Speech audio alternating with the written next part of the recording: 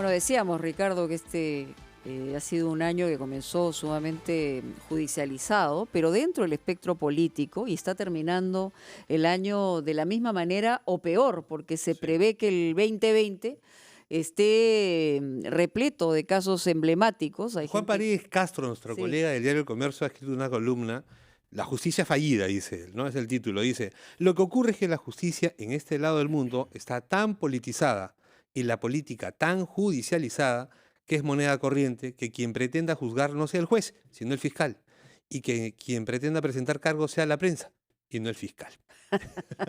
Bueno, pero también Es se el puede dicho. ver del otro lado. Lo que se puede ver es que efectivamente se han derribado las barreras y no hay poderoso Claro. hoy que se pueda salvar. Y está dentro de la investigación como cualquier otro ciudadano de a pie. Esto es lo que le ha merecido, digamos, respaldo a este enunciado de la lucha contra la corrupción, pero verdaderamente hay que Este preguntarse. es el año de la lucha contra la corrupción. Verdaderamente hay que preguntarse si se ha avanzado o no se ha avanzado. Estamos con el doctor Carlos Caro, abogado penalista. Y claro, hemos estado muy entretenidos los ciudadanos y los periodistas y los abogados también respecto a todas estas investigaciones. Entendemos también que la Corte Suprema de Justicia finalmente ha cambiado criterios, ha estandarizado el análisis judicial de las prisiones preventivas. Hace 4 o 5 años estamos en casos de esta naturaleza y creo que solamente el caso de César Álvarez ha entrado a un proceso judicial y ya tiene una sentencia. El resto no tiene. Entonces, ¿ante qué estamos, doctor Caro? ¿Cómo estás? Bienvenido. ¿Qué tal, Mónica? Ricardo, buenos días. Bienvenido. Fíjese, efectivamente estamos aquí ante un proceso, el del caso Lavajato, que son a la vez varios casos que se han venido desarrollando ya por más de 5 años y donde todavía, salvo el caso de César Álvarez, efectivamente existe una condena, pero una condena que no está gestada por el equipo Lavajato, esto está gestado por la Fiscalía Anticorrupción de Ancash, aunque el caso se jugaba en Lima. Sí.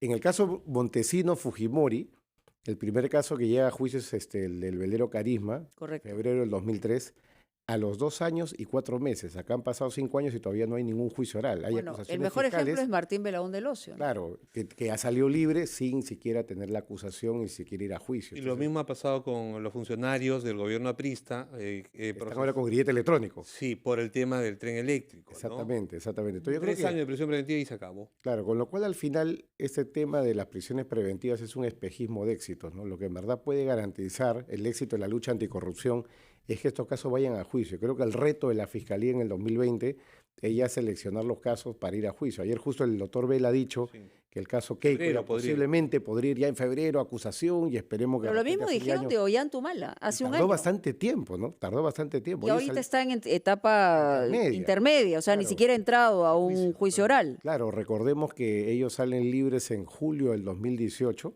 La acusación tardó un año más. Julio del 2019 prácticamente en ponerse a discusión para el proceso de acusación, ¿no? Ahora, doctor Caro, quienes han revisado el sustento del fiscal José Domingo Pérez Gómez para 3 años de prisión preventiva contra Keiko Fujimori señalan que ya en ese pedido hay elementos suficientes. Dice, bueno, ahí ya tiene la acusación fiscal en un 80% desarrollada. ¿Por qué no acusa? Faltaría poco. Dice, ¿por qué no acusa? Sí, yo coincido completamente con esa opinión. Creo que todo el mundo ya sabe a esta altura del partido que por una prisión preventiva se requiere 2 cosas, pruebas del delito y prueba del peligro de fuga. Sí, Pero hemos lo primero, tenido... ya hay bastante. Es decir, ya hay tanto acervo probatorio, el tema del pitufeo, el tema de los falsos aportantes, incluso El tema de los empresarios entregando plata en la campaña. La doctora Juliana Loza incluso ha dicho de que ha habido, digamos, ciertas declaraciones que no son conformes a la verdad. Es decir, ya hay información para ir a juicio y es ahí donde se debe definir si la señora Fujimori ¿Qué es se inocente debe o culpable. definir? ¿Es el delito más grave o el cargo más grave es lavado de activos? Efectivamente, ¿No? el cargo más grave es lavado de activos, que tiene una pena de hasta 15 años, pues los otros son delitos en verdad menores. Creo algunos que de los cuales no organización está prescrito. criminal no es un delito menor. Claro, pero la prueba de la organización criminal conforme a la legislación vigente Es también más tiene difícil. sus dificultades, porque cambió el tipo penal. Antes era asociación para delinquir y ahora se llama el delito de organización criminal, que es la tesis del fiscal. Pero Claro, que el finalmente partido en realidad era una Claro, banda que de ella es la delincuentes. cabeza de una organización criminal que claro. trabajaba para... lavar activos, etcétera, Con lo cual, en verdad, si se cae el cargo de lavado en algún momento, el de organización criminal queda un poco, digamos, en entredicho, ¿no? Entonces, Pero creo que al entonces, final, ¿por qué si tiene los elementos, está ¿Por al qué no va? 80%, por qué no va? O sea, tiene que haber alguna, de parte de la fiscalía tienen que tener algún tipo de temor para dar el paso siguiente, porque yo lo de que lo creo, contrario no se Mónica, explica. es que este es un tema de estrategia, ¿no? Es decir, ¿Cuál sería? A ver. cuando una persona está presa, Ujú. es más fácil que de una prisión preventiva durante el juicio se vaya ya a prisión con una condena. Pero cuando la gente está libre y va a juicio libre, hay la sensación a nivel del público, incluso de la prensa, de que será inocente o culpable. Pero imaginemos que al señor César Álvarez lo juzgaran mañana, ¿no? Que tiene su prisión preventiva y es probable que la confirmen. Lo más probable es que el señor César Álvarez, de estar en Se prisión quede. preventiva, se vaya a prisión, como fue con Fujimori. Ujú. Vino preso de Chile, estuvo en prisión preventiva durante el juicio, se fue para adentro. Entonces, los O abogados sea, tenemos muy básicamente presente es un trabajo para la percepción. para la percepción que además tiene mucho sentido porque los jueces no son máquinas de escribir, no son computadoras. Los jueces se dejan llevar también, y sobre eso hay muchos estudios criminológicos, Obviamente hay un por el tema de porcentaje la de acción subjetividad, ¿no? presión mediática, ¿no? Entonces, Ujú. hay una expectativa ciudadana de que alguien es culpable y debe ser declarado como tal. Pero Es para distinto. gran parte de la población peruana, y eso está medido en encuestas, Keiko Fujimori es culpable. Efectivamente, ¿no? Pero nuevamente digo, la foto es distinta si va a O juicio sea, libre, dentro o fuera. a si va a juicio de prisión, claro. Ahora, ¿por qué a la Corte Suprema no le hacen caso? O sea, ¿por qué, El Pleno. teniendo en cuenta que se ha estandarizado, que se ha levantado la Levantado valla, en el sentido de cuándo se debe Se ha levantado, ir a Mónica, prisión preventiva o no? ahí se lo consultamos. Se lo O sea, consultamos, ¿se ha sí. levantado Sí. el estándar o es que se ha precisado porque se estaba tergiversando el El estándar? estándar se ha precisado, el de Se la ha Corte precisado. Suprema ha sido No se ha siempre, elevado. no se ha elevado, ha sido siempre el mismo, mismo. ¿no?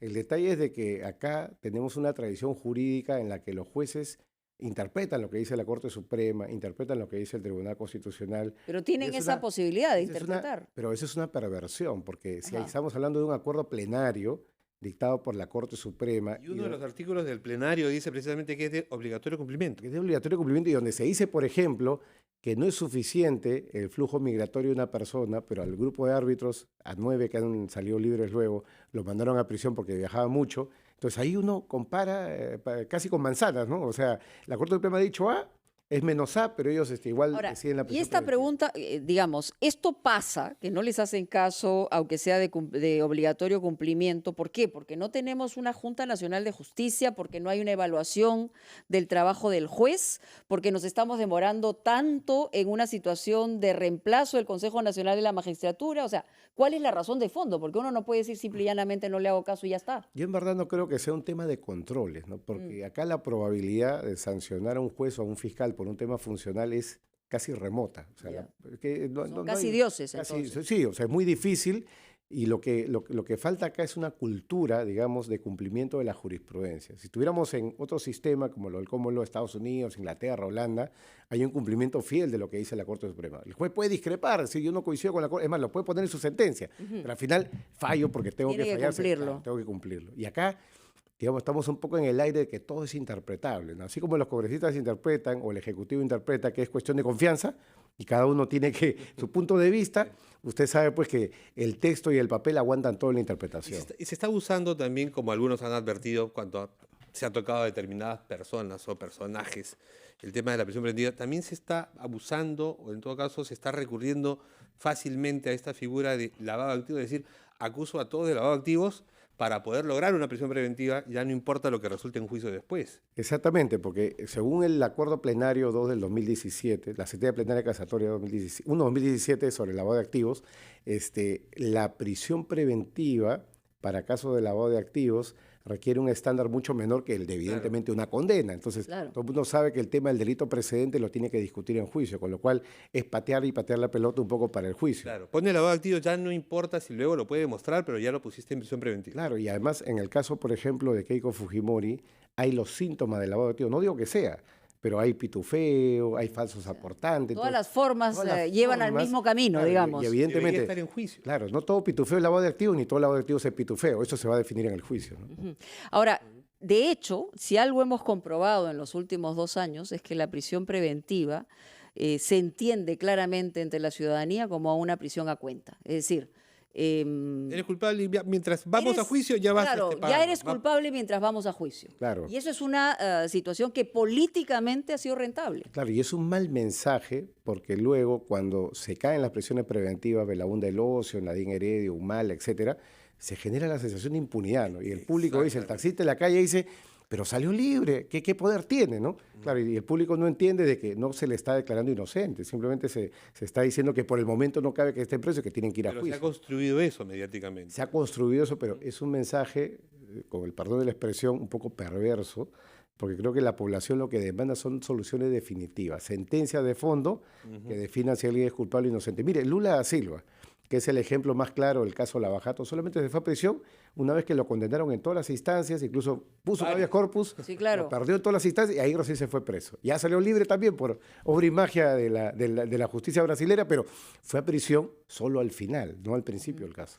Ciertamente, es importante todo esto tenerlo en cuenta porque la verdad que hemos vivido esta vorágine judicial y política durante el 2019, esperemos que el 2020 haya acusaciones, se hagan los procedimientos y haya sentencias, si es que tiene que haberlas. Y culpables o inocentes. Lo que sí vamos a tener, Mónica, y a propósito del comentario que se hace hace unos momentos, vamos a tener ya Junta Nacional de Justicia los primeros días de enero.